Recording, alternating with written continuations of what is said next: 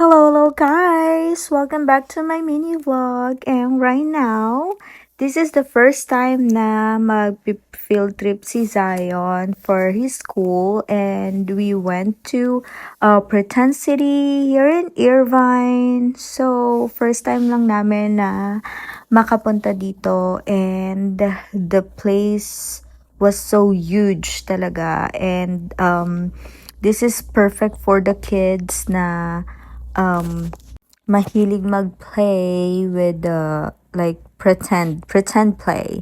So, ayan, nakikita niyo naman guys na bawat section meron dyan na you can play na as magpe-pretend ka na ikaw yung workers doon. So, ayan, dahil inikot na ni Zion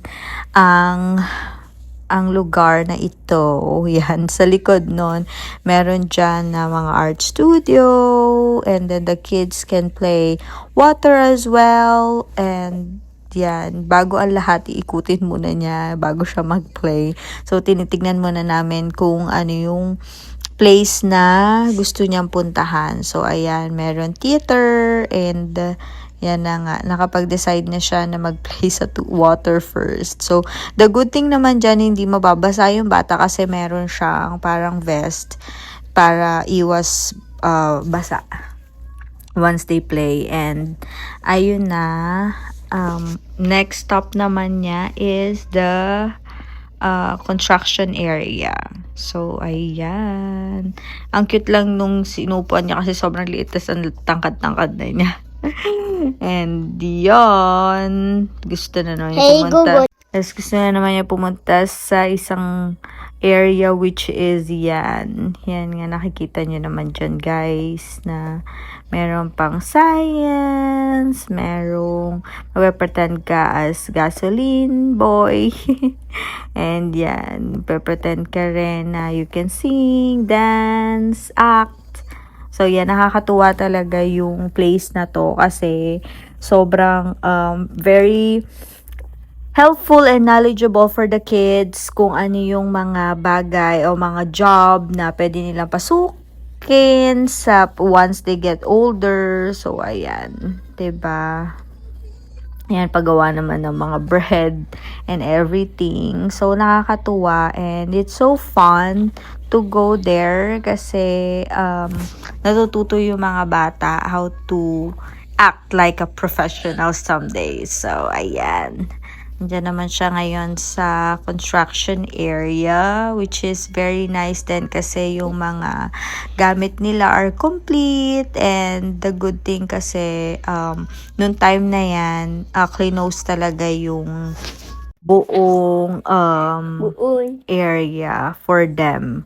Mas earlier kami para sa amin lang yung pinaka-place. Kasi, as far as I know, almost every day is full pack daw sila. So, ayan, since kami nag-field trip, most of those kids are from our school. So, sobrang nakakatuwa kasi, ayan o, yan yung pinaka-gusto kong part, tas Trader Joe's grocery store. So, ang cute-cute kasi, may mga ano siya, mga products talaga na kukunin ng mga bata. Feeling talaga sila nag-grocery.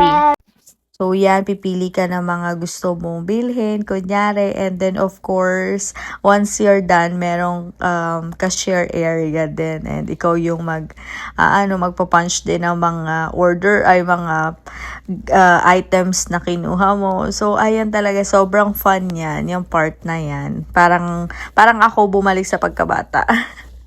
And sobrang love ko yung grocery shop na yan. And then, syempre, after mo siyang gamitin, don't forget to put it back kung dun sa place na kinuha mo. Just pretend lang na ikaw yung nagpapunch, ikaw yung nagbabayad, ikaw yung bumibili. So, sobrang nakaka-enjoy siya. So, I think naman Zion is nag-enjoy din sa part na yan. And sobra niya talagang nagustuhan tong place na to. And after that, merong staff doon na, syempre, for a little break, pinapasayaw niya yung mga bata, pinapakanta, and sobra talaga, ang ganda. Kung bibigyan kami ulit ng chance na makabalik. Gusto ko rin ulit bumalik doon. So, yeah, kasi good thing, yung mga konting bata lang, hindi talaga siya fully crowded. So, ayan, nakikita nyo naman ang saya-saya ng mga kiddos. Yan, nagda-dance sila, nagsising sila, and then, syempre, after nila gawin yan, meron din silang program doon na, or activity doon na mag-arts and craft naman sila. So, yan, 'di ba? Nakaka-enjoy. So, ayan, pinagdo-draw ko si Zion, pinagko-color ko kasi 'yon. After para hindi naman puro play lang, 'di ba? Merong activity din na silang prepare for the kids and sobrang fun. And then, after that, syempre, hindi pa rin dyan natatapos. Merong area doon na for the, yung magpe-pretend ka na you're a doctor and then you're a patient, yung mga ganon. And of course, yan, nakikita niyo naman siya. Doktora ng peg ni Zion ngayon. And, syempre, after nun, yan, chinek niya yung baby. Sobra-sobra talaga. Sobra nakakatuwa. A good experience din. And may malaking teeth. A big mouth with the teeth. And yun, yan naman, yan yung section na yun na he pretend na maging dentist. So, ayan. Ang laki dito. Toothbrush and everything. Sobrang ang saya talaga. And yun, last thing is, yan, nag-build na siya ng blocks like construction worker. And ayun, sobrang fun talaga and hopefully makabalik kami. Yun lang guys. Hope you enjoy. Bye!